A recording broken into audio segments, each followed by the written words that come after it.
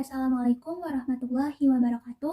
Saya Dia Askan absen 11 dari 12 Sosiologi, akan menjelaskan sedikit materi dari demokrasi liberal sesuai pemahaman saya. Demokrasi liberal ialah sistem politik yang menganut hak-hak individu. Secara konstitusional dapat diartikan sebagai hak-hak individu dari kekuasaan pemerintah. Nah, demokrasi liberal ini terjadi sekitar tahun 1950 sampai 1959. Lalu pada masa demokrasi liberal ini dibagi menjadi 4 bidang. Yang pertama ada bidang pemerintahan, 2 bidang politik, 3 bidang ekonomi, dan 4 bidang sosial budaya. Dalam bidang pemerintahan dibagi menjadi 4 kebijakan, yaitu yang pertama, presiden dan wakil presiden tidak dapat diganggu-gugat. Yang kedua, menteri bertanggung jawab atas kebijakan pemerintahan. Yang ketiga, presiden bisa dan dapat membubarkan DPR. Dan yang keempat, perdana menteri diangkat oleh presiden.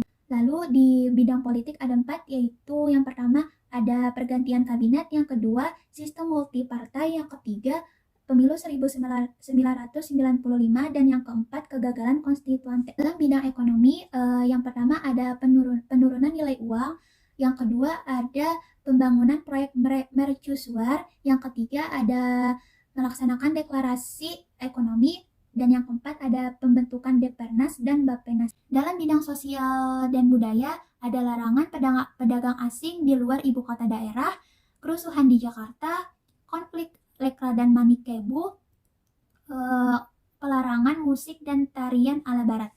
Dalam masa demokrasi liberal ini terjadi beberapa pergantian kabinet. Di antara kabinet tersebut, yang pertama ada kabinet Natsir, lalu kabinet Sukiman, lalu kabinet Wilopo, lalu kabinet Ali Sastro Amijoyo I, lalu kabinet Burhanuddin Harahap, lalu kabinet Ali Sastro Amijoyo II, dan yang terakhir kabinet Juanda. Dalam video ini aku akan menjelaskan satu keberhasilan dari kabinet, yaitu kabinet Burhanuddin Harahap.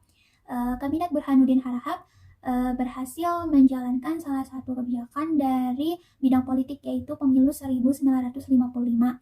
Nah, pemilihan umum di Indonesia itu sudah direncanakan tapi itu pada masa itu, tapi belum berjalan juga karena pada masa itu kabinet-kabinet relatif singkat, jadi nggak intensif gitu. Tapi pada masa Burhanuddin Harahap, pemilu yang pertama di Indonesia dapat dilaksanakan. Nah, pemilu sendiri merupakan wujud nyata dari adanya demokrasi. Pemilu yang ke-1 tahun 1955 yang diselenggarakan 2 kali. Yang pertama pada tanggal 29 September 1955. Nah, itu tujuannya untuk memilih Dewan Perwakilan Rakyat atau Parlemen. Dan yang kedua ada 15 Desember 1955. Tujuannya untuk memilih Dewan Konstituante. Dari adanya pemilu 1955 ini, secara serentak warga Indonesia itu memiliki hak untuk memilih dan datang ke tempat pemilihan secara langsung dan memberikan haknya untuk memilih. Nah, dari pemilu 1955 ini muncul 4 partai yang menang secara berurut. Diantaranya ada 1 Partai Nasional Indonesia atau PNI, yang kedua Masyumi, yang ketiga Nahdlatul Ulama atau NU, dan yang keempat Partai Komunis Indonesia. Sekian video penjelasan dari saya. Saya mohon maaf jika di video ini masih banyak kekurangan dari saya. Terima kasih telah menonton. Billahi taufiq wal hidayah. Wassalamualaikum warahmatullahi wabarakatuh.